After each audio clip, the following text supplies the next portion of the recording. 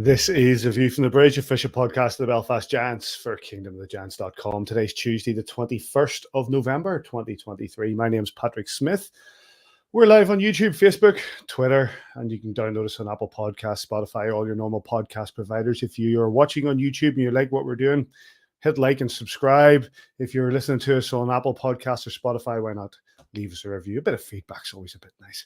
On this week's show, speaking of feedback, 2 more defeats for the Belfast Giants in a position unfamiliar over the last few years.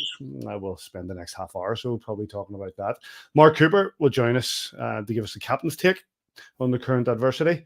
Well, next up for the Giants, it's the visit of the Glasgow Clan. Aaron Murphy dons his hockey ops advisor cap and joins us for a discussion on what's going on in Renfrew.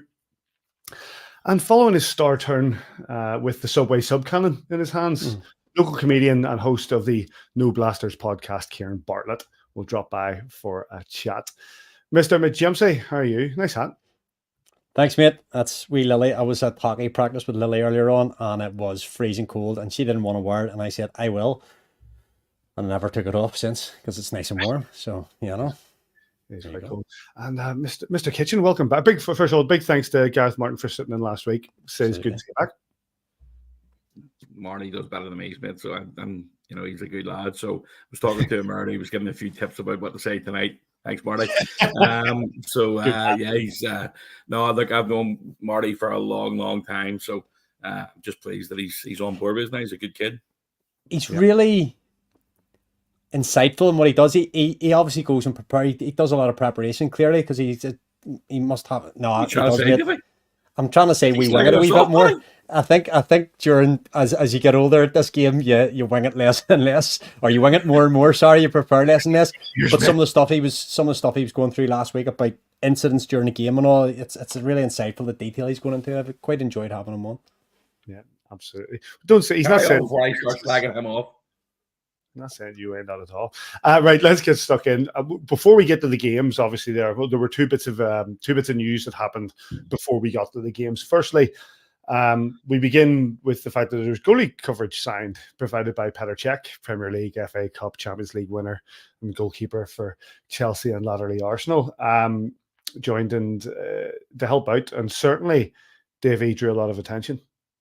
Yeah, obviously signed to lighten the load a wee bit on Besco, especially in training with Dick and West not being able to step up at the moment due just those wee niggles they have been well publicised, and Petter's playing obviously a couple of leagues down. His team Oxford City were more than willing to. They run 3 good goaltenders there, and they were able to let Petter head off for a week or two. So grateful to them first and foremost. Grateful to Adam and Steve and stuff for maybe getting this deal done, and grateful to Petter for stepping up and helping out when he could. Says he was obviously here a few months ago with regards to the Ukrainian Hockey Dreams game that took place. You got to meet him then, and the fact is, obviously he's playing for Oxford City, and the standard is a lot lower there. But to come in and, as Davey says, lighten the load, it was invaluable to the Giants at this time. Yeah, I mean, obviously with Wes and both him and Dicko being injured at the minute, we've used Scott Bickerstaff, Big Gavin Kelly, Slash Moore, Rory Sampe. There's been guys there, but they've all got jobs. So, I mean, it's been difficult to try and have 2 goalies on the ice at any one time. And then Besco was sick for a few days as well. So they were down to basically hitting posts, which is what we used to do when we were kids, trying to give a bit of target practice. So, yeah, thanks to the Petter for coming in and helping out Besco and trying to, as Davey says, lighten the load for him. So, let's be honest, over the last few weeks, the league's had the attention of everything that's happened since the end of October, and it's brilliant to have something else to not so much take your mind off it, but just to get some more exposure for the league. So and that definitely was a talking point, not just through the IHL, believe you me. Again, we were away for a couple of days there in Boston, and Charlie McAvoy asked Blake on Friday morning, he says, "Is it true that Petr Cech is signed for the Belfast Giants?" And Blake is going, "Yep, yeah, he plays for our team. So, you've got all these international superstars talking about another international superstar of a different code, a different sport, playing professional hockey. So it's not just in the UK. This is made news. This is made news worldwide for sure. Yeah, absolutely, and we'll see where it goes from there. Obviously, we're hoping that we get like Wes and Deco back on the ice, and Petter's only in as a bit of a temporary cover. But the other bit of news came before the games, and that was, of course,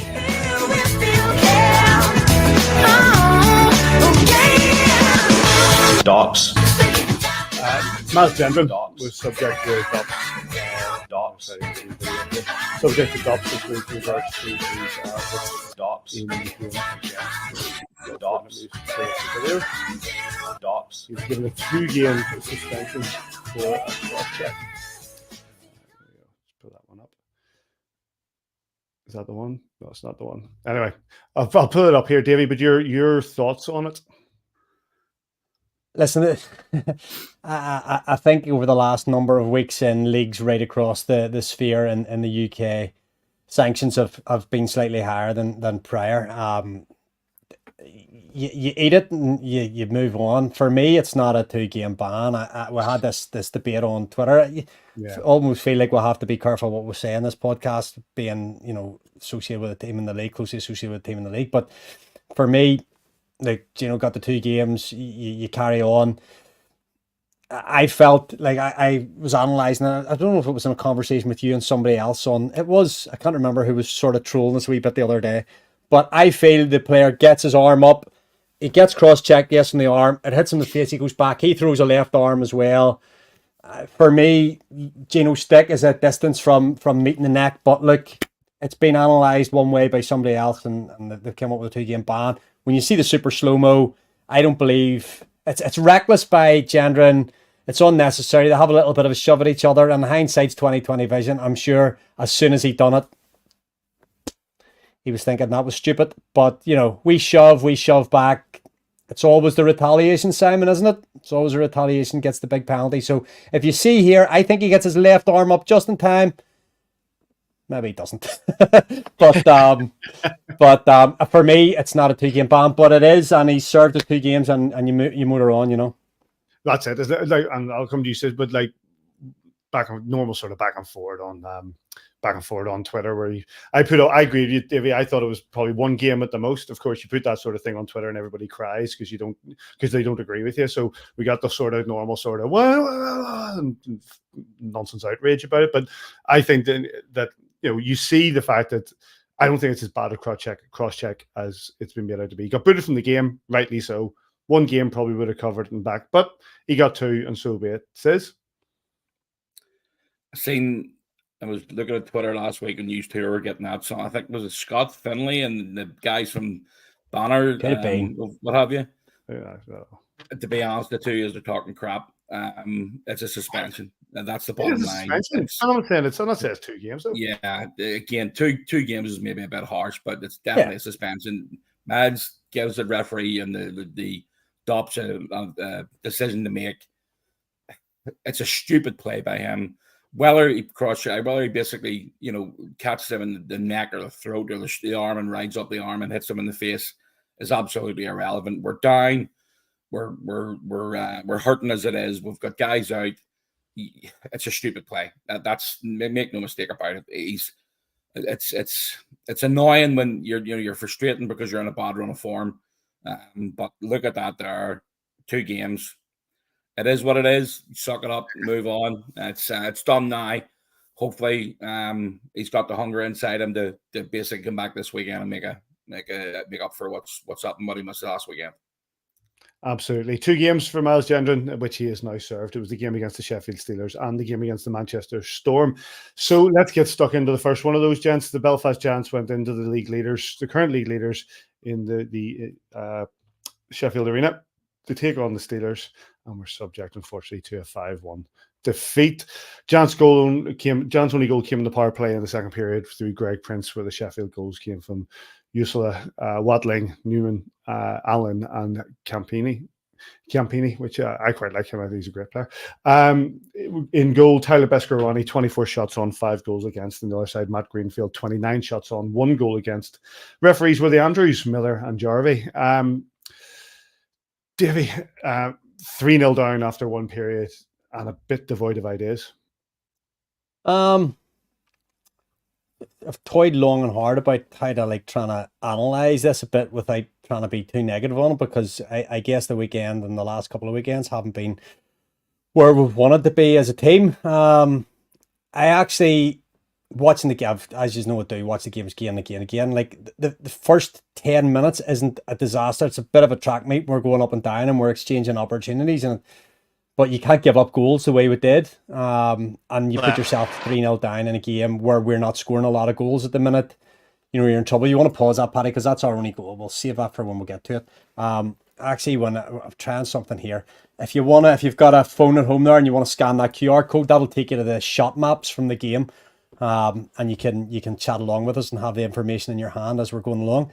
I felt that we're to quote Derek Walser, very loosey-goosey at the back end. We give up opportunities that we wouldn't normally, that we haven't been given up through that period of 13 games. This team hasn't become a bad team overnight. This team is a little devoid of confidence at the minute, and it's a little devoid of defence at the minute. But it might have been Austin Matthews was being interviewed on the TV last night after a game, and he goes, hockey's about keeping the puck out of your own net, because you will eventually score.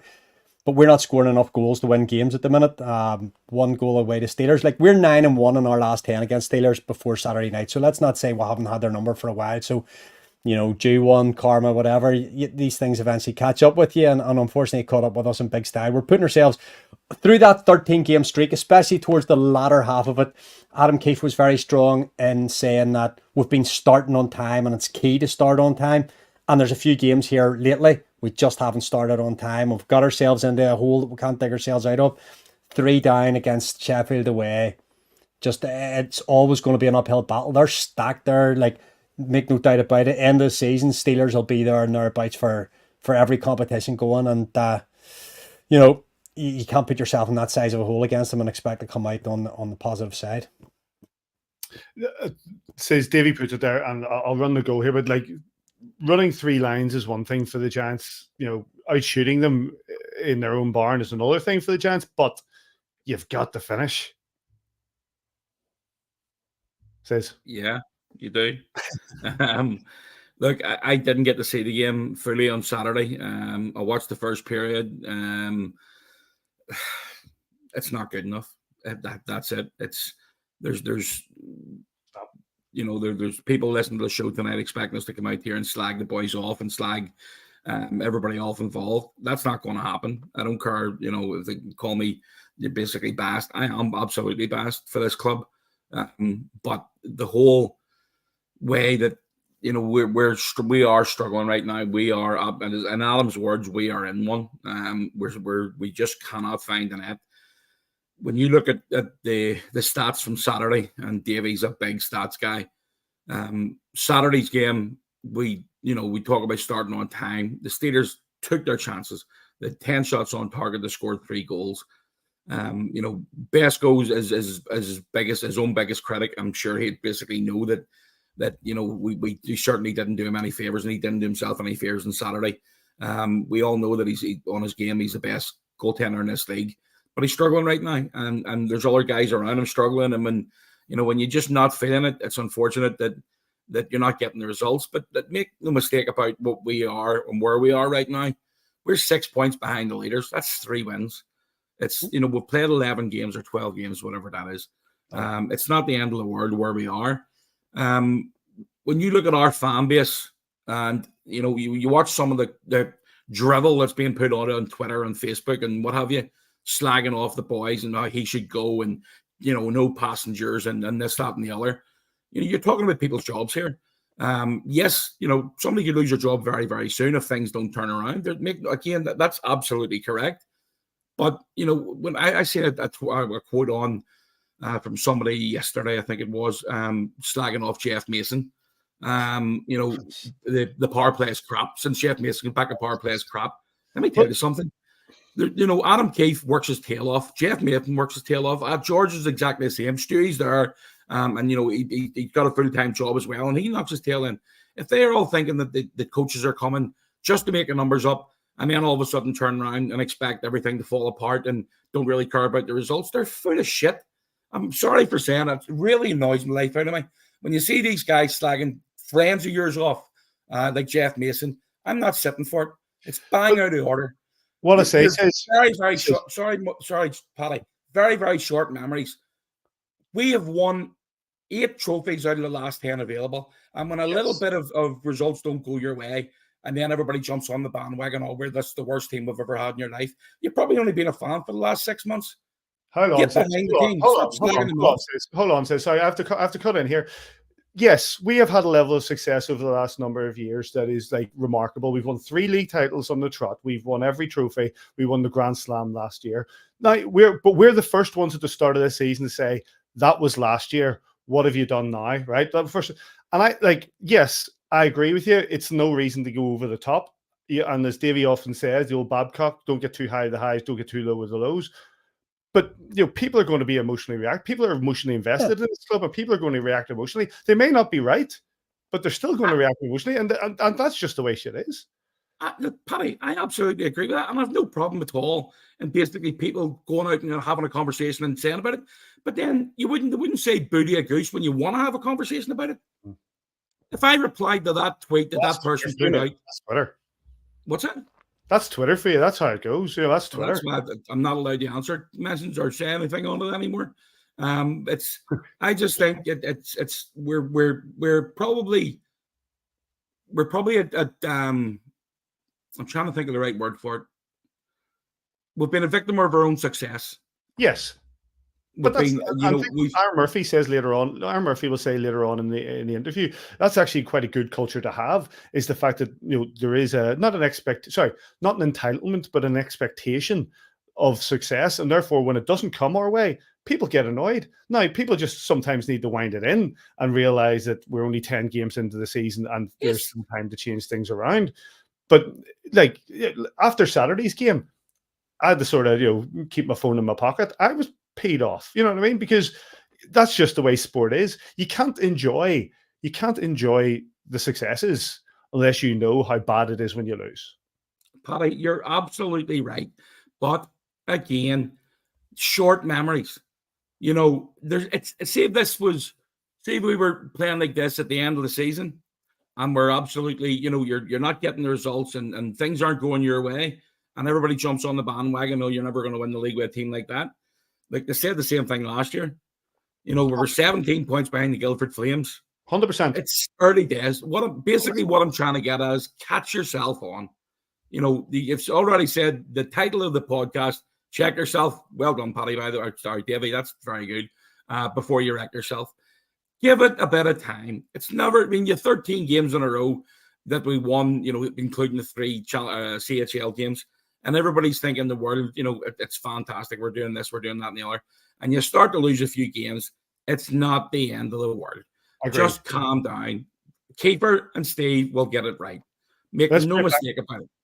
Let's bring it back briefly to the game, but I do agree with you. And one comment I'll make before I bring it back to you, Davey, because I know you've got the shot map up here. One thing I'll say is, and I totally agree with you, you have to accept that you're going to lose, and you're going to have to accept you're going to go on a bad run. And we've had some horrible runs in the Belfast Giants. We have some horrible runs of results, and hopefully we get out of this one. Davey, you brought the shot map up. Actually, just at this time of last year, just the next couple of weeks, wasn't it? Yep. Just coming into the start of December, we had the doubleheader loss to Manchester, home and home, and it was a pivotal point in the season. Changes were made. We had to kick on. Listen, it is an emotional game, and there's nobody more emotional. I've said about it before. I've got less emotional as I've got older, and you get more attached to the club, and you're slightly closer to people and the things that are happening. And you feel when I saw that one, it was obviously me says I jumped on that one about Macy the other day. For someone to question someone who's given his heart and soul to this club for 10 plus years, and when things haven't gone bad, let's not overreact for 3 weeks here, guys. 2.5 weeks actually. But we need to get out of this funk really, really quick. And one thing we'd say, if we go back to the analytics on it, Paddy, there, if you've used your QR code, you'll have this in your hand in front of you if you're looking at it on the screen. Press this little from in the slot low down. Number of factors. Steelers quite good at boxing out. Giants maybe not, just having that confidence to go in there and vandalise that blue paint. A lot hitting Greenfield in the chest from, as you can see, top of the circles, blue line. No traffic in front. If he can see it, he's going to save it. It's the same with Tyler Beskorowany. If he can save it, he'll save it, unless they're down in the blue paint, which some of these goals were coming from. There's a 2-on-none against Besco the other night. We all collapse to the boards. We give it away on their blue line, and we just don't effect a good enough back check. We make a couple of brain farts and go and make a bad decision on the back check, and it leaves two guys straight in front of Besco. Is that Besco's fault to not save a 2-on-none? No, I think you've got to look at the other guys on the ice as well. Defence starts from your three forwards. It always does. You defend as a six, and you know, unfortunately for us on the night, we didn't do enough to win that game, and then obviously we take the trip across the road. Let's get the post game from the coaches. Poor. I thought Sheffield was very good.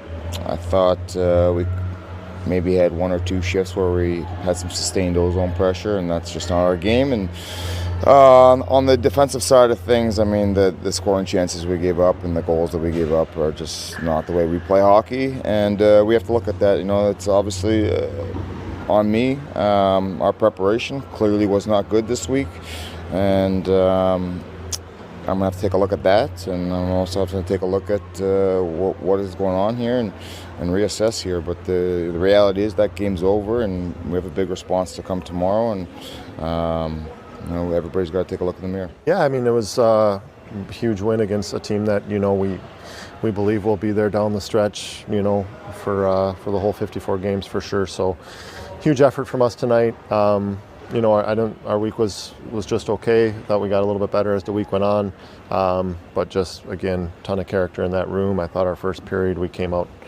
and did everything the right way. Took advantage of the chances we got. We knew they were going to push back in the second, which they did. Penalty kill did an outstanding job, especially on that 5-on-3 after they scored up the first one on that 5-minute power play there. And then again, Greener made the saves we needed him to, and we didn't give them much in the third. So it was a huge 60-minute win for us. You know, we needed a win like this against a top end team, and tonight we got it. Let's bounce on, lads. Highlights from that game are available from Steelers TV. We go to Sunday night. Not much better for the Belfast Giants. They did take a 2-goal lead in the game, but they subject to a 4-2 defeat at the hands of the Manchester Storm. Giants goals coming from soon-to-be guest Mark Cooper and McLeod. The Storm goals coming from Critchlow, Earhart, Critchlow again, and an empty netter for Will Merchant. Besco in nets, 41 shots against and 3 goals against, 41 shots against in Manchester. I can't get over that. Dagger in the other was 29 shots against and 2 goals against. Oliver Trustwell and the best referee from the Northeast, as his mum told me, Steve Brown, were your referees. Says 2 weeks ago we owned this ice at times. This week we go 2 goals up and Besco faces 41 shots. Yeah, again, a tough night. You get the opening goal, you're sitting watching it on at that stage. They're sitting watching on flash scores and sitting good start. You know, it's always a difficult building to go into. Yep. And obviously losing Ben Lake from the night before didn't help. We're banged up right now, and it's horrendous where we are, and just it's a difficult building to go into, and it's annoying when we beat them. You just touched on it, Paddy. We beat them convincingly 2 weeks ago, and that. To me, that looks like they wanted revenge for that immediately. Like, obviously going 1-0 down, they just regrouped very well and come back and won the third period. And unfortunately, right now, as I say, we're just in one. We're just not playing well. We're not finding the net. We're finding that they're difficult to score goals. And these players are capable of putting the puck in the net. The net hasn't changed size. You know, it's not. Yes, you've got goaltenders in between, and Winninger's a good goalie. I just can't put my finger on it with where we are and what we've done wrong between coming out of the middle of October when we played against Bolzano, Pardubice, and can't remember the third one for the CHL, and all of a sudden we've lost 6 out of the last 7 games. It's very frustrating, but again, Aaron Fox just touched on it. They know that the Belfast Giants are going to be chasing them down and where they are coming towards us 54 games at the end of it. We're not if we were again like last year, we're 17 points behind and 1 point from the Guildford Flames, and we caught them by on Valentine's Day. There's a long way to go, and it's really important that we start turning around this weekend against the Glasgow Clan. But again, that weekend itself, it's not good enough. That's beyond it. It's not good enough, and I know people are frustrated. I'm frustrated as well. I know Adam's frustrated. I was speaking to him today. I was with him today for nearly 45 minutes. I know they're frustrated. It's annoying. It's frustrating, and it's going to be turned around. Believe you me. I didn't get to. It's a rare occasion where I don't get to Manchester at a pre-arranged sort of birthday party to go to. So I was kind of disappointed not to get there initially, and sort of madly relieved I wasn't there, because you know how angry I get at that arena when if the Giants lose, you boys get the brunt of it on WhatsApp. But Davy, I highlighted there as well, and maybe you've looked at the Lugard statistically or the shot maps. It's not often we go in there and and our goalie's subject to 41 shots. No, and if you, I know I put little bits and pieces of numbers in our WhatsApp group over the last while, but you look at all the games we've had right back to Cardiff away, which was quite near the start of the league season. From then, we haven't given a team over 20 shots on goal. I think the last time we were in Manchester, we gave up 15 shots. I think our own count on Sunday night was 18 shots against the Steelers. 40 plus shots in Manchester. Now, we put ourselves in quite a strong position. We got that goal towards the end of the first period. We came and we scored on the first shift in the second period. We started the second period on time. And I think just conceding that goal quite quickly afterwards, there's a little mental thing. Adam Keefe was mentioning in his game about mentality there. Suddenly feel under pressure, and we conceded that second goal. Everything in that changing room in the second period break would have been about going out and re-establishing control of the game, doing what we were doing well through the end of the first period and the start of the second period. And you should move away on like stupid things like XG. You should move away from a team like Manchester because you're creating more opportunities. And we were in that first 40 minutes of the game. We concede on pretty much the first shift, if it's not the first shift of the third period. And there's a bit of a collective heads going down, and oh no, now we need another 2 goals. And from a team that's sort of struggling to get 1 at the minute, I know we had 2 in the game, but now you need 2 in the third period alone, and then you start to push the envelope, and it opens up what's still a small ice pad, but it opens it up for a bit of a track meet. And unfortunately for us, we couldn't climb that hill, and they come away and get the empty netter towards the end of the game. We had our opportunities, yeah. We were a bit more inside. I don't know if I can share this very, very quickly, because I know you want to move on. Share the shot map. We were much lower down than we were in Sheffield. We got inside a wee bit more. You can see where the 2 goals come from, in the sort of slot between the hash marks there. That's where you got to get to score goals. We say it often. Way over 90% of the goals in hockey come from between the hash marks and the blue paint. You got to get low. You got to get dirty. You got to get greasy. And the Belfast Giants just need to go. Davy Phillips talked about it last week.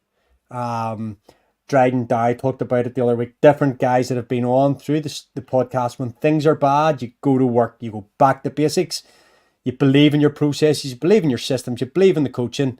That's where people are. The comments are full of changes.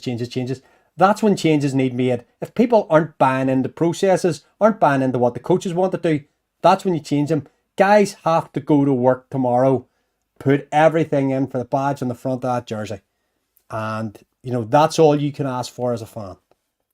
Tell us this, maybe statistically. I was just looking at that because you mentioned in regards to like XG and stuff like that. And obviously the new analytics thing that goes with the Elite League and the Elite League website.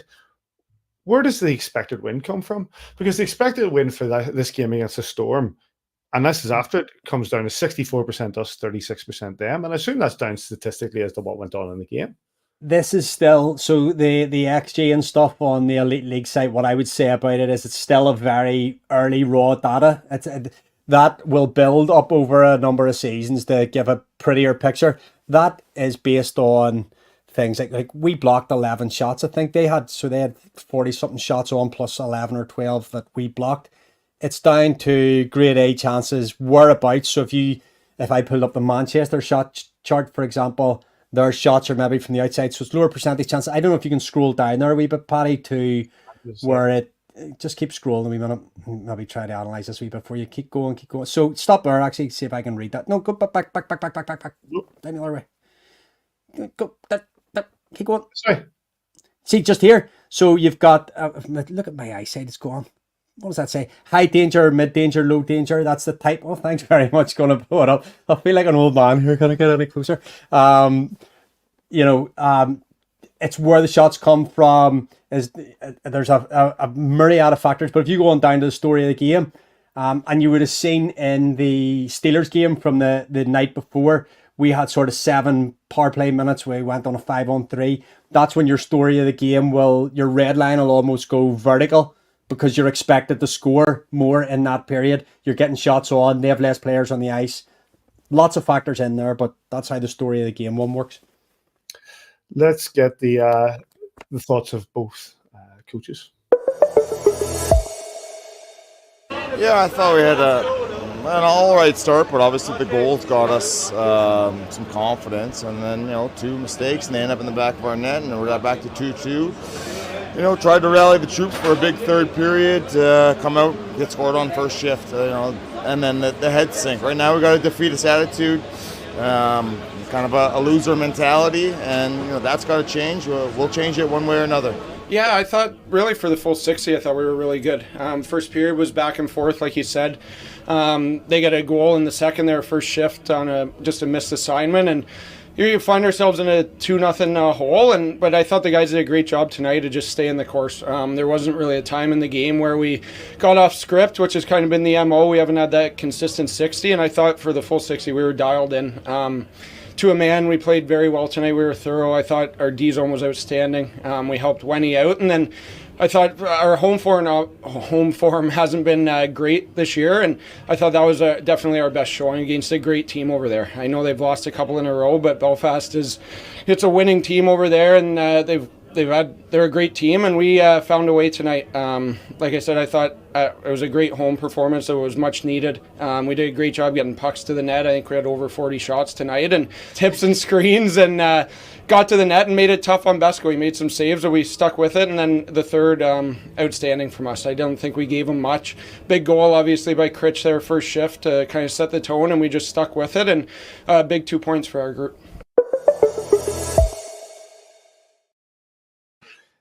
There was an interview, Davy, that's come out today from Adam McKendry, where he's chatting to Kiefer in the Belfast Telegraph, and Kiefer's not backwards about coming forwards on the with regards to the changes that potentially need to be made. Are we expecting changes now? Changes, as David Bowie said. Yeah, well, they're afoot. Apart from anything, we've talked about injuries. Oliver Cooper out injury, Ben Lake now missed the game at the weekend. We've talked about Wisk, we've talked about Dicko, you've got Petr Čech playing for us. There could be just changes required due to bodies down, but, for the Belfast Giants to lose 6 out of 7 games is something that, the coaches will be sitting down, they'll be scouring the market to see what's available there, and if there's somebody they think will be a better fit than what's there at the minute, then we'll make that move for sure. But then there's a level of motivation, because adversity is something that really challenges a coach. And Kiefer's been, probably the top, if not the top coach in the Elite League now for a number of seasons. Now he's, as you say, 6 in the last 7 have been lost, 1 win in the last 7.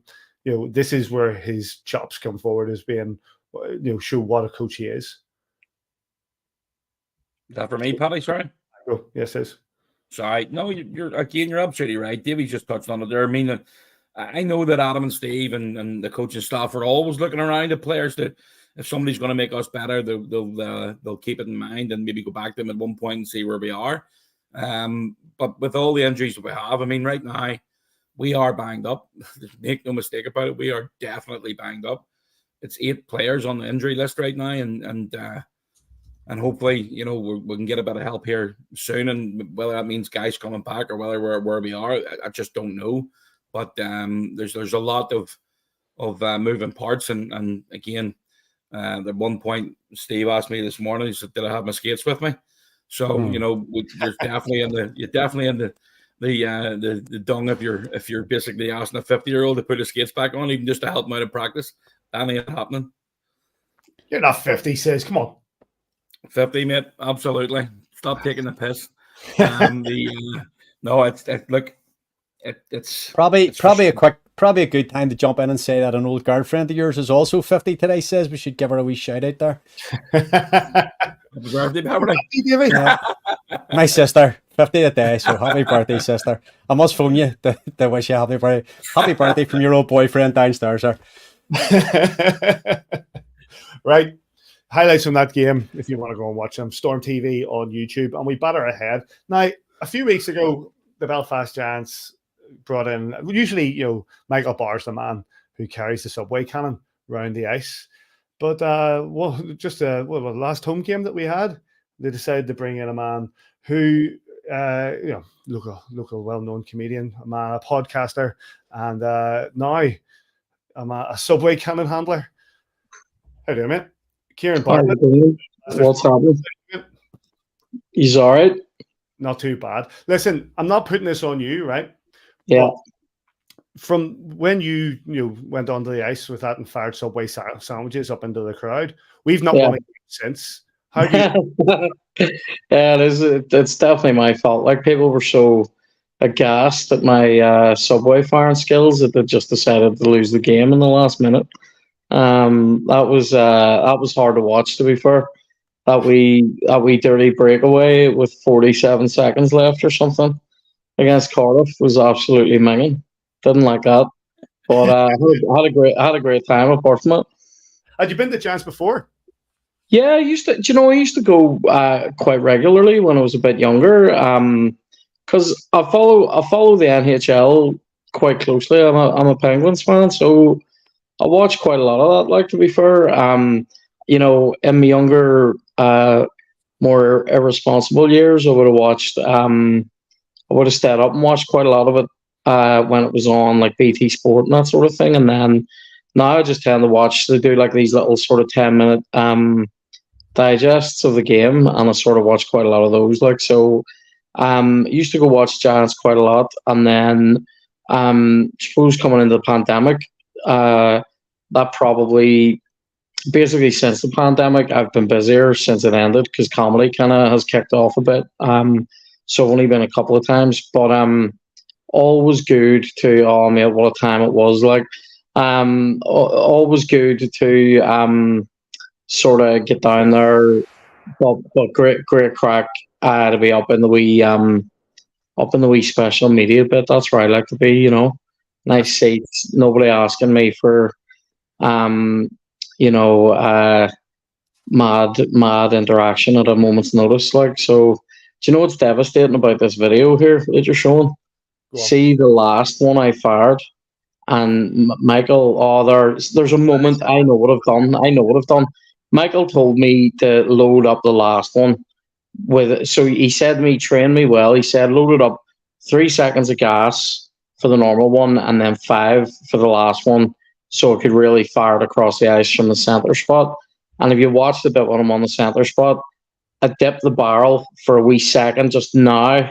I had to move the sandwich down in front of the barrel, and it just didn't fly the way we wanted it to. Somebody messaged me being like, we all know that you fired that last one into the wall so you could have it for yourself, Do you know what I like about that? Sorry, Davey, just before you come out. Do you know what I like about that last one as well? I like the duck from Finn McCool and Barzo. Yeah. You're going there about to get a sandwich in the face. Yeah, he doesn't trust my look at this. Oh, it's top banter. He doesn't trust my aim. Yeah. That was class. That was unbelievable crack. To be fair. To be fair, it's quite a while since we've had someone that can handle an RPG like that on the ice. Not saying anything about training, but I love the analytic. I love the analytical side there, where you've gone home and you've thought about tipping the barrel and I could have done this. So if you get back to do it again, all the people at the back arena will know where to stand to get the. Did you notice any change, Ciaran, between, or Dr. Bartlett actually? Did you notice any change between when you went previously and you went now? Because Simon above you there or Kitchie is very involved in helping fill that arena week on week, and like to have over 6,500 people there. It's a real game night experience now. No, it's brilliant. The new lights are unbelievable, and I love all the extra do you know all the extra crack? Because the game, I mean, you're mostly obviously you're going for the game. Do you know what I mean? But all the extra crack, all the charitable stuff like the 50-50 and all that, and like the do you know what I actually really liked? The wee parachute prizes or something that I enjoyed because it reminded me of like when we were wee lads, we used to tie soldiers, not actual soldiers, toy soldiers, to Tesco bags and stuff, Curly's bags, and like parachute them out of the top windows of the house. So it kind of reminded me of that. But I thought all that stuff, like I say, new lights, the big screens, because it was weird. Because I think I said to you, Kitchy, about the scoreboard, but like you were saying the scoreboard's been gone forever, right? But like for whatever reason, the last time I was there wasn't that long ago. Like it was must have been coming up towards I think I was there around Christmas before the pandemic, so like 2019, around that Christmas time, I was there for a game, and it obviously wasn't there, but in my mind, that was. Do you know what I mean? I'll try and find out when it was taken down for you, but it's definitely been down for at least 7 seasons, maybe.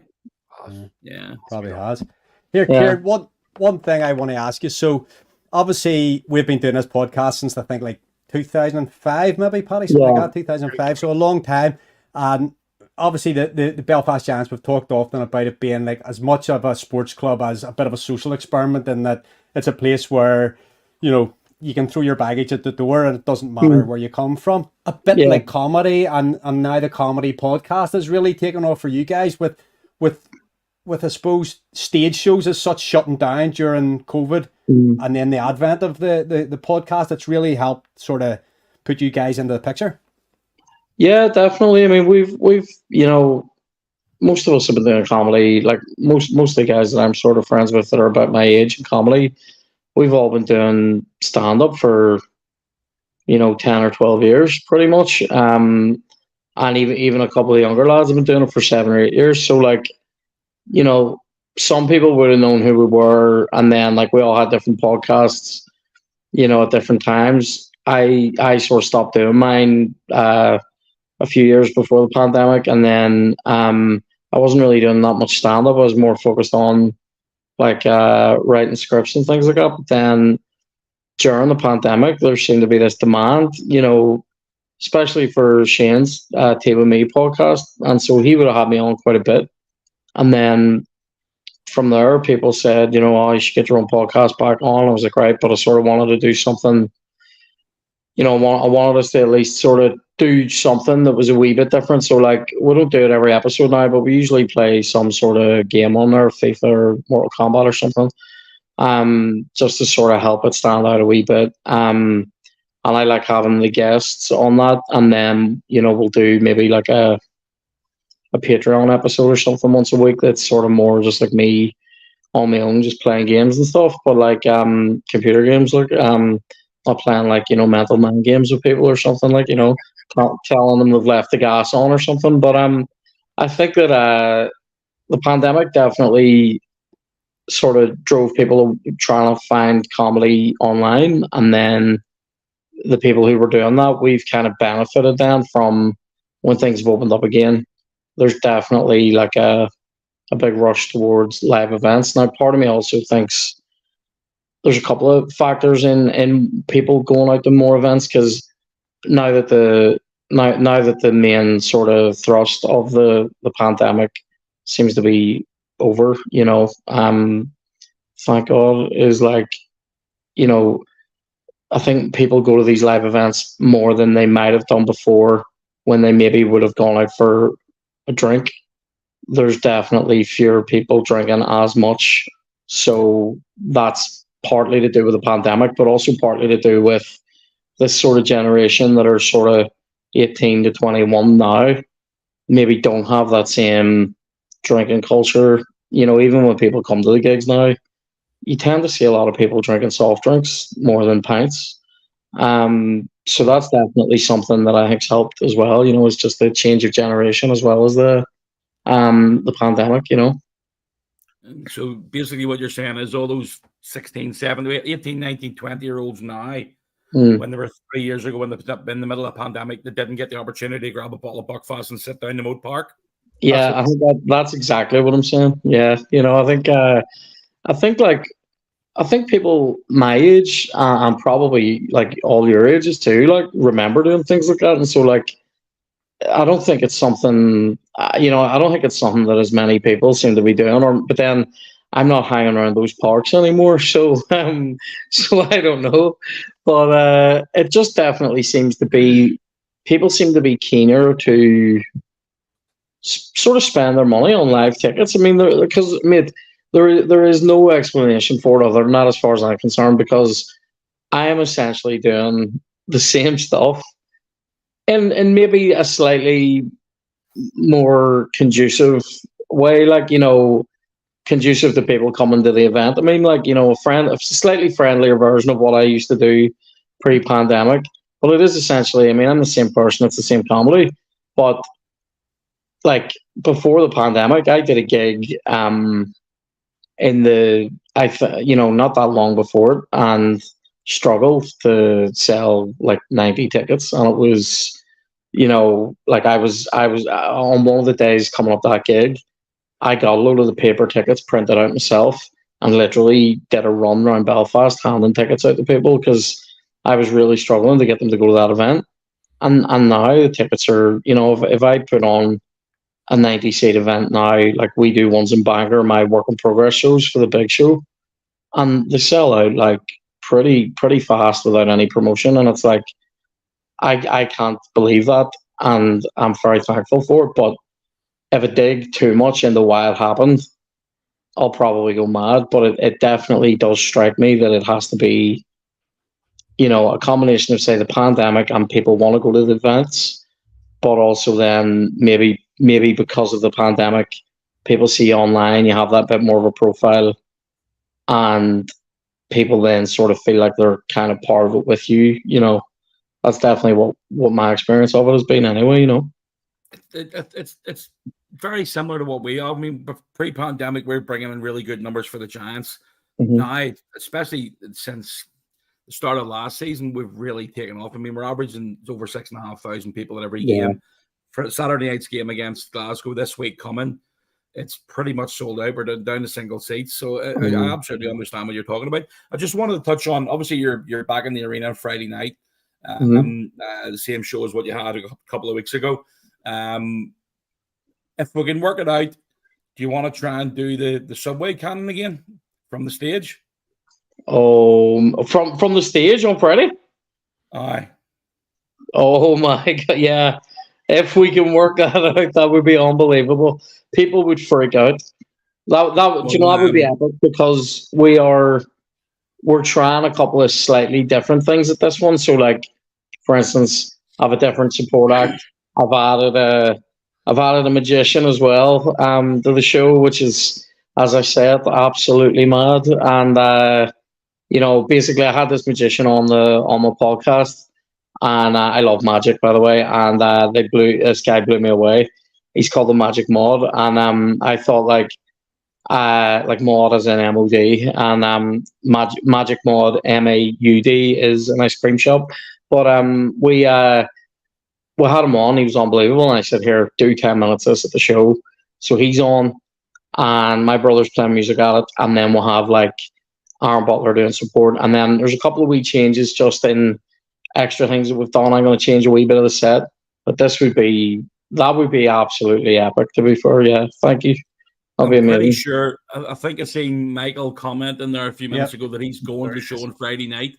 So I'll reach out to Michael after this, and then we'll give you a call and see what we can do for you. Then we'll have a conversation with our sponsors at Subway to see if we can get some extra 6-inch rolls for you.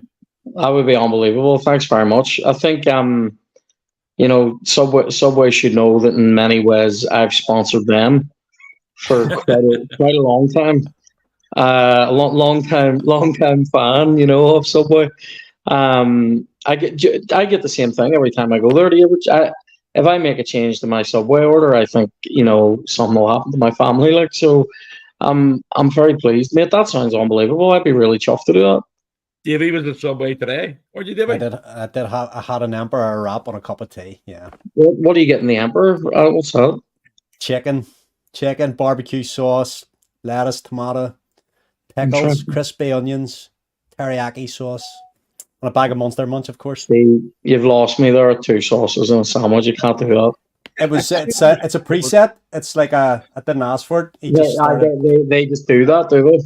Just So did it. hold on. See, You have it like where it's changing your Subway orders. One of those things like, if you're in trouble, blink. You know what I mean? If you went in, you ordered yeah.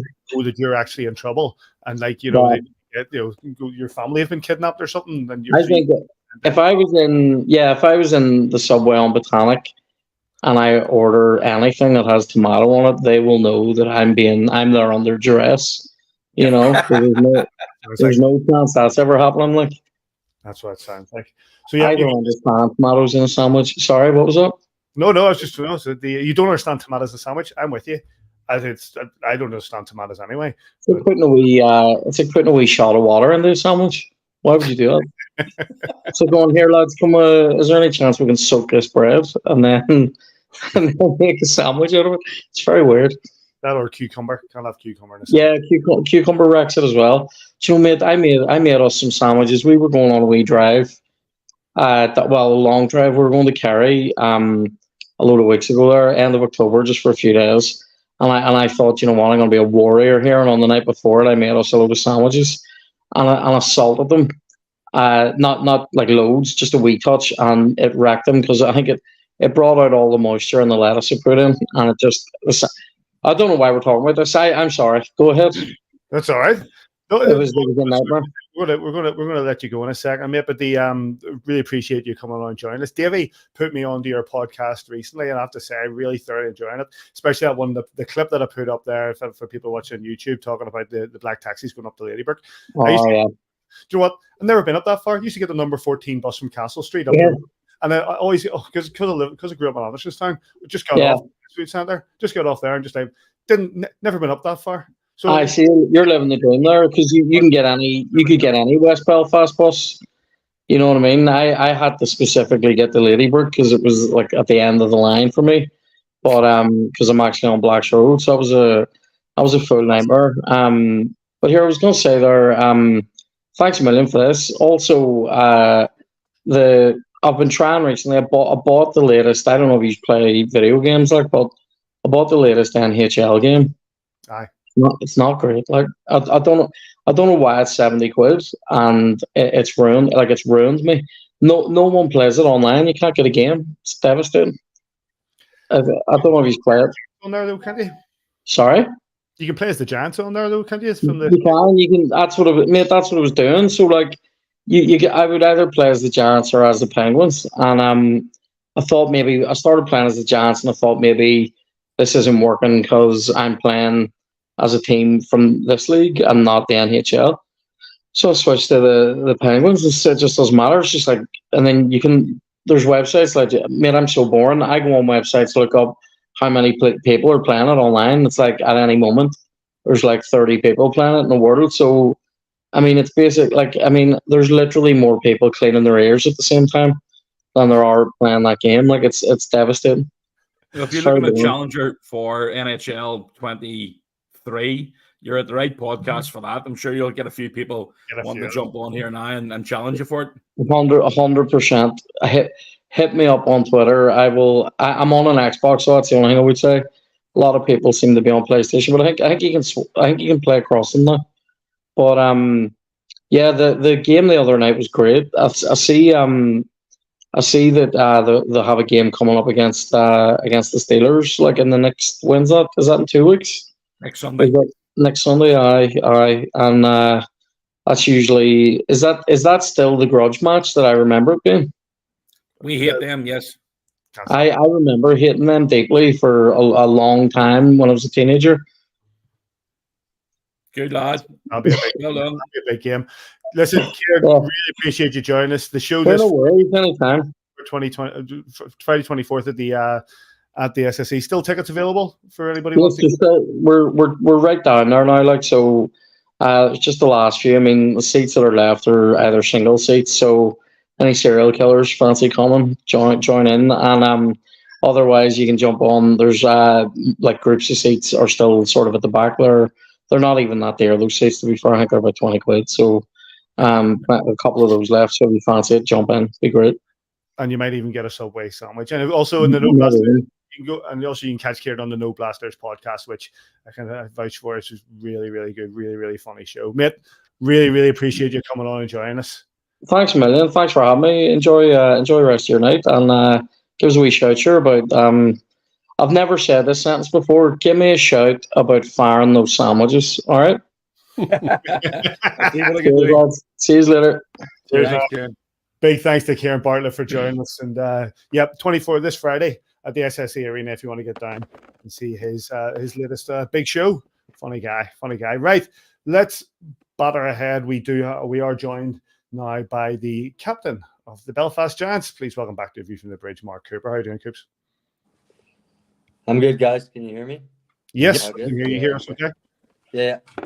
Cool. How we doing? Sorry about the little I was out with the dog. I came on late. Sorry about that. Don't worry about it, mate. We really appreciate you joining us. This is the sort of thing where last year when we lost 2 in a row against the Manchester Storm, I was straight on to David Goodwin saying, "You're the captain, mate. You know, it's a leadership role." Here we are. We're in a bit of a funk at the minute. Your take on it as a captain. Yeah, I think a few of those games we've played really well.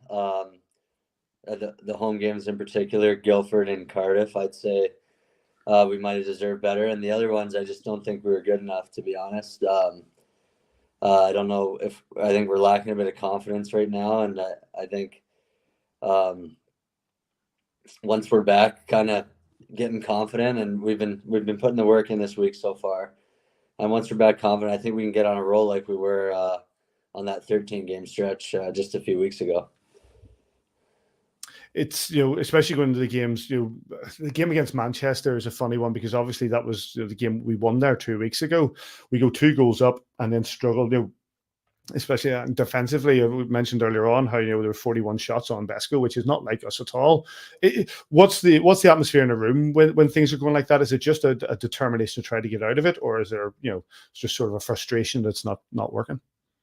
Yeah, I think everyone's trying, and I think just we're gripping the sticks a little too tight, and maybe a bit of like a scared to make a mistake, scared to lose mentality, which I don't think is a good one. And I think the guys understand that, like, the expectations here are high, and we have those expectations, and we were riding a high just a few weeks ago. So I think the room's okay. Like, I think we just got to try and stay more even keel and not get too high, not get too low within games, and then even over the season. Other than that, I think we'll put the work in this week, and it's exciting to be back home on Saturday. I heard Kitty say that it's almost sold out, so hopefully we can get things back on track on Saturday at home. Hoops, you've nearly answered kind of the questions I wanted to go along the lines of anyway. Don't want to be too negative and things. Yeah. Confidence isn't something you can train. Confidence is either there, it's not. Momentum is funny in hockey, how you can go 13 in a row and suddenly tank for a few weeks. Davy Phillips was on last week, and we've referenced other players that came on. It's just about going to work and getting the basics right here. Yeah. I think, like, our foundation is a defense first, defense type mentality, and the goals we've been giving up are just defensive lapses or just mistakes that kind of can be in our control. I don't think I think we can compete with every team in this league. I think we saw the best on Saturday in Sheffield, and they're definitely really skilled and stuff, but I think as we've shown earlier in the year against CHL teams and other teams in our league, that we can play with anyone. And I think once we get back on track and get our confidence back, which we will, It'll come through hard work, and I think we'll be good to go. It's early enough in the season where we still believe in everything and believe in all 3 trophies, and the returning guys and the new guys all really want that for ourselves. Okay. I mean, obviously we're struggling right now. You've already mentioned it, and your guys are gripping their sticks out a little bit harder. Going into the weekend against Glasgow at home, and who to play with? Nottingham away. It's another 2 difficult games. Obviously, with everything that's happened over in Nottingham, this is going to be their first competitive game, so they're going to be really up for this. What sort of challenge are you expecting this weekend? I think a good one.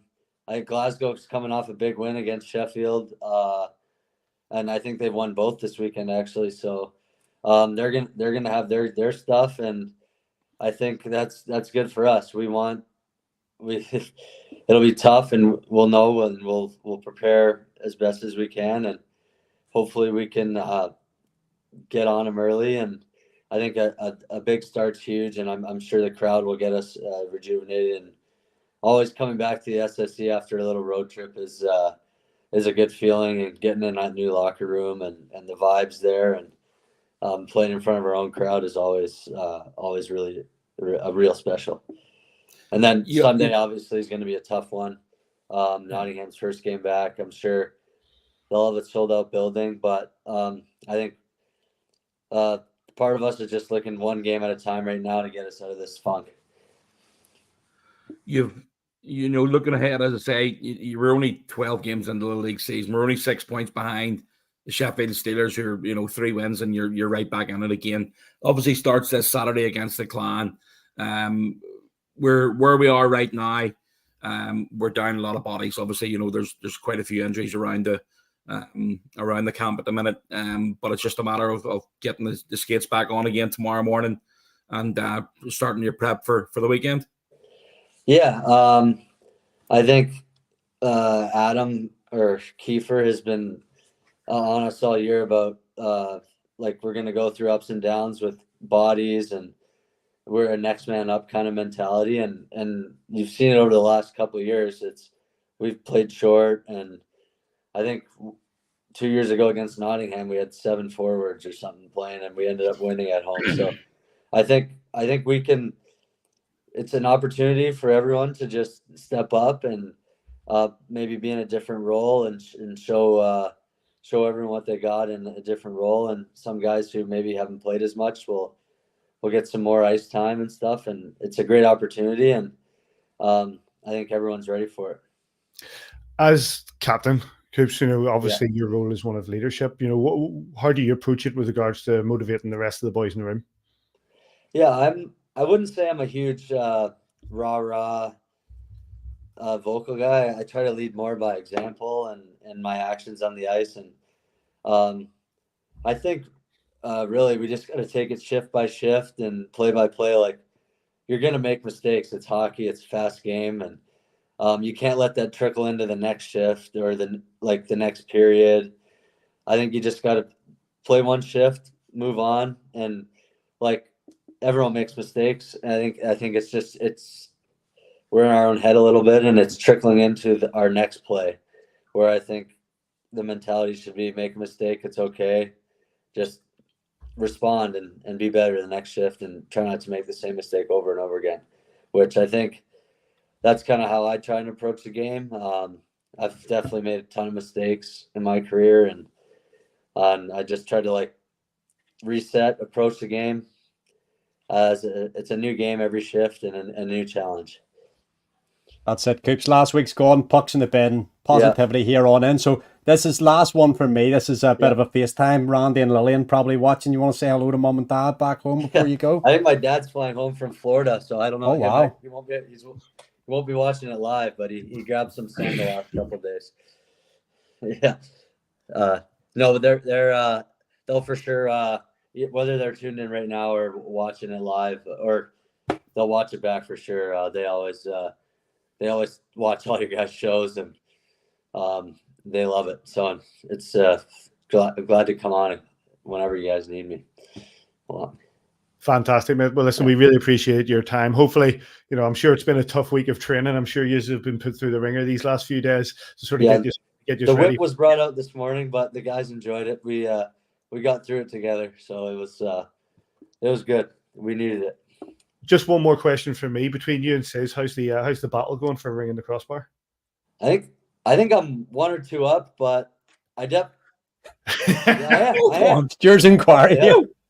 You're 1 up on this year, but you still haven't paid for the 3 for last year.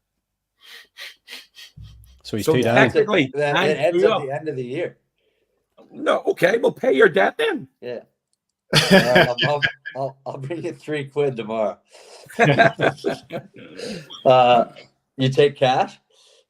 Absolutely. Okay. No problem. Last time we were out, Simon tends to always hit this crossbar in his practice shots and then goes 0 for 5. So I think we're 1 for 5. We were both 1 for 5 last time. The best one was when we were in Skellefteå last year. I went 4 for 5. Yeah. In Skellefteå, which is the ice was decent. was really crispy there. Yeah. You've been talking about that for about 3 years. Sis. I'm going to be talking for another 3 years. You wanted to play in the SHL, Kitchy. Show All off. over it. Coops, listen, appreciate your time, and good luck this weekend. Yeah, thanks, guys. Appreciate Cheers, it. Coop. Thank you. See ya. El Guinness was said hello. Yeah, he's asleep behind me somewhere. See ya. See ya. Big thanks to Mark Cooper for taking the time and joining us. And for it's good that the captain comes up and has a chat with us here in A View from the Bridge, and we really appreciate his time. Bit of news, gents, before we got one more guest. A bit of news before we get there. No DOPs other than the one we've already talked about thus far. So well done, everybody. League news: big weekend for the Scottish teams. Glasgow, Dundee and Fife, all with 4-point weekends, with Glasgow taking a big win away to the Steelers on Sunday night. Fife looked strong with a couple of 4-3 victories over the Blaze, despite one game having a lovely Michigan goal from Kobe Roth for the Blaze. I know that the Elite League have stuck that on their YouTube. Well worth watching. Nice little goal. The Panthers returned to the ice with the Adam Johnson Memorial game, an exhibition game we mentioned last week with Matt Ginn. They played the Storm and it finished 4-4. Panthers have signed a new player in former Icebarn Berlin D-man Simon Dupree, with whom he won 2 back-to-back DEL championships. He also played in the NHL, but that doesn't bother me. His back-to-back championships with the Icebarn Berlin, and he's now come in with Victor Bjorken, moving on from the Nottingham Panthers. As is tradition, on A View from the Bridge, we are 10 games into the season, which means that it's only now that we bring up the league table. The Sheffield Steelers, have played 10, won 5. Don't zoom in too much. Kids would disappear. The Cardiff Devils, 10 games played, 14 points, and Storm are sitting third with 11 games played, 14 points.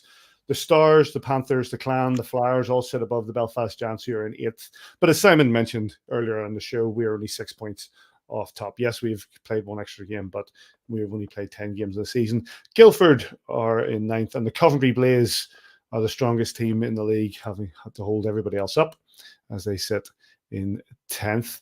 An embryonic league table, Davy. Nothing much to read from that other than the fact that maybe the Belfast Giants, as we know, probably need to start to pick things up from here. Hey, we just need to turn our form upside down and turn that table upside down, as Alan Brett has put in the comments here. We're 3 wins out of first. The boys have been working hard this week. You've heard your captain talking there. He's fronted up, told you how hard they're working, and they're going to put this right. And every confidence in the coaching staff, every single one of them, and every single one of those players to turn this around.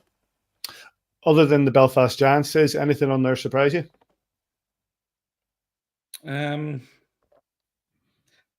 Yeah, I'm the Storm, and they've started the season really, really well. Obviously, friend of the show, Matt Ginn, real top lad. He's done a great job in the way he's recruited, and he's watching. Hi, Matt. Hi, Matt. Of course he's watching. They won. Of course. Never thought of that. No, actually, heard on then. I will say somebody else. Dundee Stars. Mark Lefebvre's Favors watching too. Hey, Mark. For God's sake. Do you know what? Just take it off the graphic. I'm not interested anymore. Fair enough. Cardiff Devils, following a slow start, have qualified for the final of the Continental Cup in January. They progressed. Pete's watching. Hi. They progressed in their group with Nomad Astana, and both teams will face the Herning Blue Fox from Denmark and our old friends in GKS Katowice, and they're the four teams that will play in the final of this year's IIHF Continental Cup. I don't think it's in January, but I don't think there's a venue as yet. No doubt the Cardiff Devils will be chasing that, hoping that they can do it for them. And that's about it for the news. And we move on. Giants against Clan is this weekend, Saturday at 7 p.m. Obviously, last week, and we're about to hear I say this very same thing. Obviously, last week we had a conversation about how, what's wrong with the Glasgow Clan, and now they're sitting above us in the league. But anyway, they play tomorrow night, Wednesday night, down in Guildford, and then they travel to face us at the SSE Arena Saturday at 7 p.m. Earlier today, I had a chance to chat with them, the head of hockey operations, and it's head of hockey ops and communication. Senior analyst is what it is, and that's our old friend Aaron Murphy. Aaron, what a turn in fortunes for the Glasgow Clan. Yeah, look, every weekend, everyone wants the 4-point weekend, right? That's the goal for all 10 teams, and obviously that can't happen every weekend. But if you look at the way the Clan have been playing, it's not just a 4-point weekend. The weekend before was not good enough. Everyone knew it wasn't good enough. There was high emotions and all that stuff. But if you look at some of the overtime losses and the shootout losses, the way we're trying to play, it's not always easy, especially when you have the likes of Combs and Sancha. We had another guy out last week. I mean, there's no excuses. Guys have to step up, and last weekend, certainly everyone was pulling on the same rope. It's not for lack of effort, not for lack of work behind the scenes. When you just look at things like power play, 36.4%, that's first in the league. Our PK is a top 4 PK. I think it's 80.6. Our faceoffs were second in the league in faceoffs at 52.3%. So those are all things that are taught. Those are all things that are coached. Those are all things that are worked on. So it's going in the right direction, but we certainly need to keep that going. You've mentioned the point there I was going to, which was the fact that the Glasgow Clan probably have played more minutes on the ice than any other team in the Elite League in the first 10 games. Was it 6 games have gone to overtime and maybe on a shootout? It shows that we did have a chat last week on the pod saying what do the Glasgow Clan need to change, but it looks that you were thereabouts. You just needed to find that one little bit just to push you over into the regulation wins. Just needed a bounce in overtime, just needed a little bit of puck luck. I mean, look, like I said, there's no excuses. At times it hasn't been good enough. At times it has been good. I mean, it's a big win. No one goes into Sheffield and thinks it's going to be easy. And we went into Sheffield with, 3 lines, and they had 4 lines, and that's always tough. And they were coming off a big win against you guys, so they were riding high. So look, it's never easy to go in there. But look, it's no one's, I've said this to some of the guys, it's no one's right to win. This is a tough league. And if you're new to the league, it takes a little bit of adjustment. And that's coaching too. That's new guys, that's new imports. But I can tell you, our guys on the ice, off the ice are working hard, and our coaching staff, I've seen some of the work that's gone on. I'm actually amazed at the professional detail and the things. So when it clicks, it's going to be good. It's, you're riding the wave of injuries. You're riding the wave. We've had suspensions. You've had the ups and downs of a hockey season. And you look back, it has been a roller coaster, Patty. Like you go back to Mike Hammond, and we've had some ups and downs, and I still find it very hard to talk about that. And we know what happened October 28th, and we're all dealing with that. So it's been a hockey season like no other. And what I'll say to our fans, and what I'll say to people who are calling for probably even calling for my head or whoever's head after the Dundee game, is that let's pump the brakes a little bit here. You don't see everything that's going on, and I don't live my life on social media. So just because you ask a question about what's happening and all that doesn't mean you're going to get an answer right away, because people are busy behind the scenes actually running practices, running practice plans. We're looking at everything all the time to make our hockey club better. So the Purple Army can rest assured knowing that we're it's not for lack of effort, some of the losses, but like you said, we've gotten points in a lot of those games. This time last year, and this is no disrespect to those that have come before, 0-6 in the cup. I don't think we had a win until game 11 in the league. We certainly didn't have a first overall power play. We certainly weren't in the top 4 in the PK. We certainly didn't have guys in the top in scoring like Pellick and Callan. A lot of things are going good or better than last year. So we need to all look at this as a whole. You make an interesting point there, and especially now that there's the change in regime, let's put it that way, and the fact that, with all due respect to everybody who went before and to you guys as well, there is a high level of hockey knowledge still within the club. Yourself, Gareth and stuff, knowing how to run hockey clubs, and you've brought in Jason, who's got a good pedigree, and a lot of the guys on the ice. Yet the change itself still has to bed in. Is that fair? You don't wave a magic wand. I've said to a few people, I was in McDonald's buying coffee for the coaching staff and for some of the equipment managers last week, and someone came up and got into my space a little bit and was calling for this and that, and I just went, whoa, let's relax here. There's no magic wand. Just because there's a new owner and a new coach and like 9 new guys to the Elite League. I mean, Mike Pellick's never played in the Elite League. I mean, his brother did. I mean, Nate Callan's never played in the Elite League. It takes a little while, and you have to be a little bit patient, because it's like we were never going to be undefeated at this point. Like, even when you guys won the treble last year, you went through your fair share of adversity. There were times last year we were probably thinking, what's going to happen here? You need to let things happen, and you have to have the trust. The coaching staff is working night and day. I mean, you're like, the stuff that happens now, then from the time you and I came on the scene in the Elite League, I mean, coaches are cutting video for 6-7 hours a day. Yeah. The work is going, the work is being put in, and I can tell you, it's a great point by you. You need to let it bed in. That's a great term. You need to let change bed in a little bit. On that, and this is something that I think we asked of maybe Pete Russell or somebody in a previous podcast, is bringing in a coach who has no Elite League experience, and the fact that there needs to be a time where this league's like no other. We focus a point in October, a point in November is as valuable as a point in March, and it's night in, night out. How well do you think Jason's adjusting to that? The fact that he is coming into a league where there are not that a coach ever thinks tonight's a night off, but in the Elite League it is relentless. Well, it is, and we talked about that. But if there's one thing we got right, 100% hand on heart, is our coaching staff. So take that for what it's worth. I'm not going to get into the nuances. Like I said, the amount of work that goes on both on and off the ice is mind-boggling. I mean, I've got my work with the Clan, I got my work with Viaplay, and I can guarantee you I still have more free time than our coaching staff does. So that'll just let you know what's going on behind the scenes. You talked about Gareth and stuff. Like, there's a lot of work that goes into running a hockey club. I wasn't naive to it. I've seen it from the sponsorship and the broadcast side, but now being kind of in the arena, in the room kind of thing, it's unbelievable. So hand on heart, there's nothing I would change other than maybe a couple of guys being healthy. And obviously, the game coming this week, the boys are traveling down to Surrey to take on Guildford, hoping to continue this run. But there've been changes. Now, I remember Alex Roach when he came in at Iceburn, and he came from East Coast League or the AHL.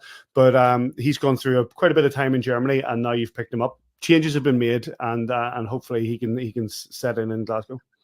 Well, this is like we said. I mean, I don't live my life on social media, so I'm not going to answer every question. I'm just not. It's just not who I am. So if that upsets people, so be it. But the fact of the matter is, while you're tweeting, or while someone's tweeting and calling for heads to roll, work is going on to shore things up, whether it's defensively or whatever.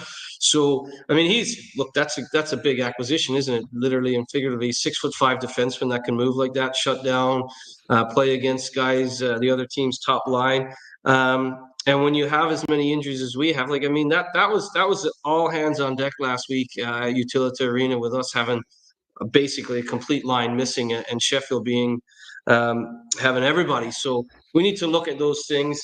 We hope that beds in quickly, but again, don't expect anyone to come in and change things overnight. Like, we have to be patient. And if you look at Guildford, they made a bunch of changes, including an ex-member of the Clan, Stephen McParlin, goes in there, and they had a little bit of a run, but now they've lost a few games in a row. This is a league, when you look at it, I mean, Coventry a little bit off the pace, but we know Danny Stewart will get Coventry going, right? That's just who he is. He doesn't stop battling. But if you look at it, there's a lot of teams on 12 points, And if you look at sort of the success of the Devils now in the Continental Cup, they'll come back to league play. I mean, it's wide open, and it's actually, if you're a neutral fan, I know that your fans aren't happy right now, but that's because you're the treble winners, and no one will take sort of losing, right? And that's culture. That's taken a long while to get to that point because the treble doesn't happen every year. But if you look at it, the league itself, I mean, I hate to say it, like you look at the Scottish teams, all 3 Scottish teams with 4-point weekends last weekend. It's good for the league. It's good for the league. And what's the future hold now for the Glasgow Clan? Obviously, you've got the game tonight, and we're talking. You can talk about the games, but looking forward in the league season, now things are starting to build. You must have sort of aims that you're looking to reach. Yeah, it's not even just this season. It's building a culture. It's building a program. It's building okay, so say last year wasn't a great year. You get rid of coaches, you get rid of players. Say it wasn't great the year before, you get rid of coaches, you get rid of players. The whole rigmarole of one and done doesn't work if you're building culture. Adam Keefe is a part of the furniture in Belfast right now, right? And that comes with allowing the program to build and getting to the point where you win a treble. For me, it's building consistency. It's building a culture around the club that can. I don't want to say travels, but you want to be competing, right? And that takes some time, and that takes allowing a coach or a roster or the core of your team to figure it out to some degree. Like I said earlier, there's no magic wand, and I'm absolutely in awe of some of the work that goes on in behind the scenes, and that includes like our physio, like Kirsty. I mean, that physio room has been like the most popular place in the building because we've had so many guys kind of in and out of the injury bug. So we need to build some consistency, and we need to just stop knee-jerk reacting to things. And certainly we have to be somewhat patient because I know ownership, this is a long-term project, right? So why shouldn't it be a long-term project for us all behind the scenes trying to build something? It's like the old saying, you can't win the Stanley Cup every year, but you sure like to be in the mix. So that's what we need to do. And one last question, mate. What about yourself? You've made this move, and you've been taken on. Obviously, you had the relationship with the owner previously through his time with Southampton Premier Sports. You've now taken this role on the Glasgow Clan. Has it been everything you've wanted it to be, or is it still a work in progress? It's a work in progress. I mean, I'm like I said, I'm well versed on the sponsorship side and the broadcast side. I'm well versed on what happens in the boardroom because, I mean, let's be honest, I've been around for 14 years and I know who I can talk to. I thought I knew who I could talk to and who I can't talk to. You learn lessons as you go. But the most important thing for me is to not have knee-jerk reactions. Like we can't base a season or a program or a culture on a few weeks or a few results. You know this. There are games you will win when you don't deserve to win. And there are nights you should win and you don't. And that's hockey. And for people calling for knee-jerk reactions, just pump the brakes. I love the passion from all 10 teams, and I've felt it from all 10 teams because when I'm in buildings doing TV and I wasn't affiliated with the Clan, I used to get yelled at because they were like, oh, well, you're just a Giants guy because you're on A View from the Bridge, or you're just a Devils guy because we know that you know Todd Kilman for 14 years. So for me, just build a program, try and have thick skin to some degree, and I'll take the blame, man. Like that after the Dundee game, there were people saying this and that. I knew it wasn't coaching. I knew it wasn't anything other than a bad weekend, a really bad weekend. Let's be honest, it wasn't good enough. But then we go and have a good weekend this weekend. So you can't get too high after the double loss, and you can't get too high after the double win. So I just try and remain professional and calm, and I certainly look, I'll learn lessons every week, and if I don't, then we would have won everything, right? Because when you start thinking you know everything, it must have gone pretty good because you've won the Stanley Cup or you've won the Olympics, and for us, we just need to learn each and every week, and it starts a big 3-game week, right? If you're on a 4-point weekend, what do you want to do? You want to get right back on the horse, and we've got Guildford, and we've got you, and we've got Manchester. So that's huge for us, and let's hope that we can come out of that with some points. But I certainly won't. I won't be planning any pity me party if it doesn't go 3 wins in three games. big thanks to Aaron Murphy for his time. That game against the Clan is on Saturday, 7 p.m. at the SSE Arena. You can get down, get tickets to that. As Sis said earlier on, it's it's going fast. You fixing your lamp, Sis? He's on mute. He's got a new lamp in. Tell you, get that. So I need one of those. Just sort of make it look well. It's my halo, mate. Your halo, well with you. Get down to the SSE Arena. As I said, the tickets are selling fast for that. That's Saturday, 7 p.m. The Giants are home against the Clan, looking to get out of this bad run of form we've been on. And then we go to our first visit to the NIC to face the Nottingham Panthers. Their first competitive game after all that has happened. Their first competitive game will be against us on Sunday at 4 p.m. And you'll get that on Panthers TV with our good friend John O'Bullard. Gents, any other business? David, do you want to go? Yeah, I do. Seen in the messages at the very start of the show. Don't know whether I can scroll up to him, but he gave himself a wee mention. Scroll.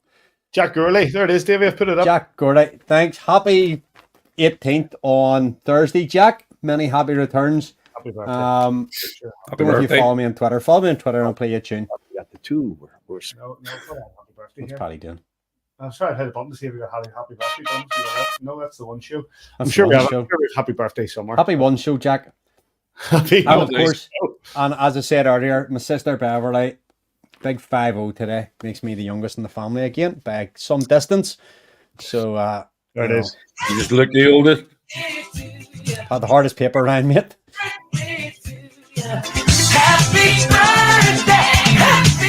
But just another quick one, and Simon maybe come to it because you're just back or whatever says. But to everybody that helped in the fundraisers over the last little while to get Blake over to Boston, the trip looks like it's been amazing. I've been watching Christine's stories over the days, stories for a lifetime there that need to be told. So we're looking forward to getting back and hearing how he got on. But looks like it's been a lot of fun, and thanks to everybody that made everything out in Boston happen. Simon. Yeah. No, absolutely. I came back this morning, and with you know what, it wasn't planned for to go. Just when everything was organised and they'd got it all booked, and we just decided, you know what, I'll just go because there's a few guys there I wanted to see. I was speaking to Boxy and Higgy, Bobby Farnham. We caught up all those guys, Steve Saviano, Big Spiro came down from Montreal. So it's great to see some of the boys that we haven't seen for a while, and Saviano sure we've seen him, and Boxy was seen back in April. It's the first time I was ever in Boston, and it'll not be the last. I absolutely loved it. I'm going to go back. I was speaking to again Boxy before I left, and probably going to stay with him for a few days, and maybe over next summer, stuff like that. It's a fabulous city. It really, really is. I mean, it's not. I mean, it's big, but it's not that big compared to the likes of New York. I really, really enjoyed it. Again, Blake. It's you just touched on it, Davey. Thanking everybody for everything they did for him and the money they raised for him and his family to go away. It's a trip of a lifetime. Make no mistake about it. They're having a ball. They're really enjoying themselves. They haven't stopped. They genuinely have not stopped. They were at Harvard this morning. Bobby Farnham organized a trip for them this morning to go to Harvard. I think they were there at 8:30. Now, for anybody that's been in Boston before and seen the traffic, it is horrendous at all times. So for even getting from where they're staying to Harvard, it's for me, if I was going from here the same distance to Belfast or whatever it is, it's going to take me 20 minutes. You're not getting anywhere near within an hour and 15, hour and 20 minutes. It's just ridiculous. So they obviously went to the Bruins game. Smo looked after them on Friday night in Worcester. We got to see Smo, and then I bumped into a guy who I haven't seen for 32 years, a guy called Mike Myers, not the actor. Mike was here. His dad was the American Consul General back in the late 80s, early 90s, and he played with us in Dundonald. And I haven't seen him, and Mike's the COO at Worcester Railers, so spent a bit of time with him, and he showed us around their arena.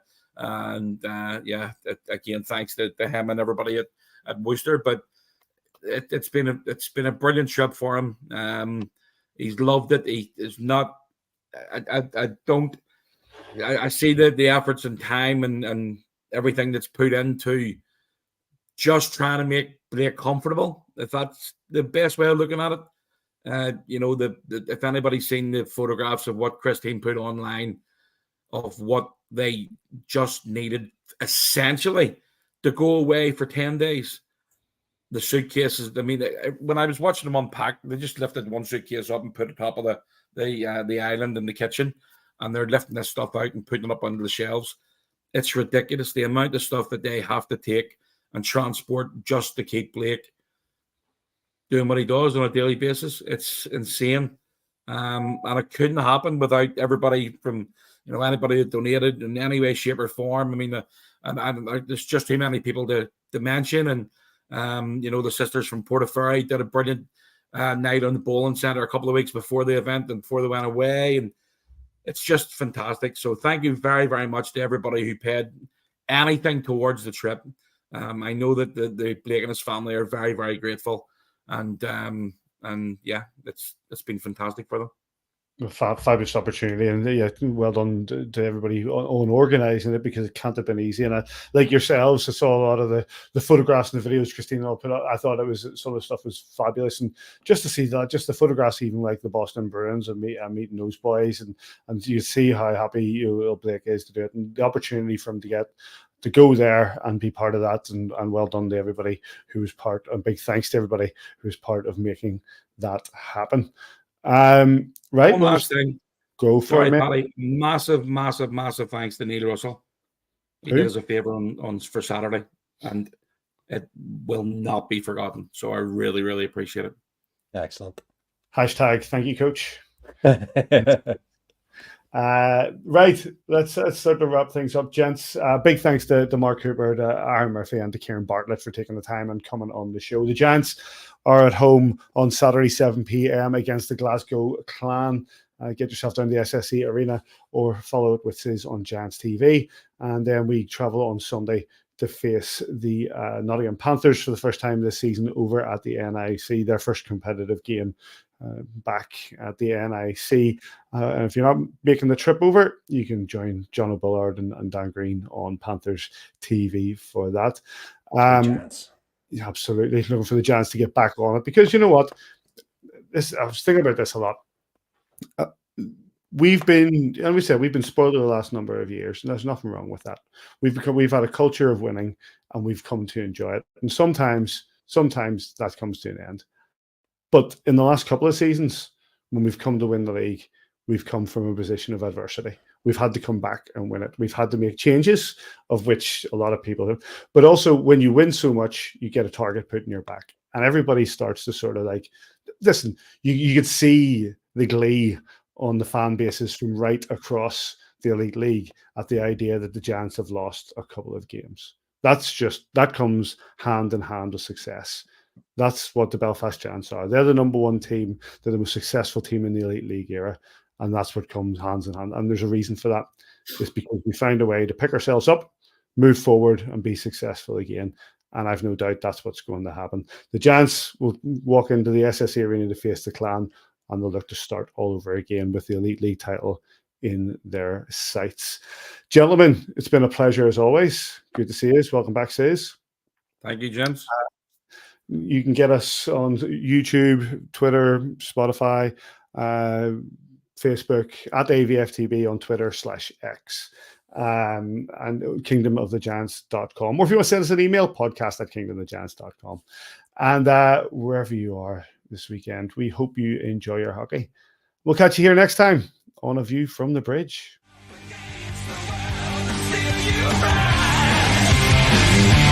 Still you rise.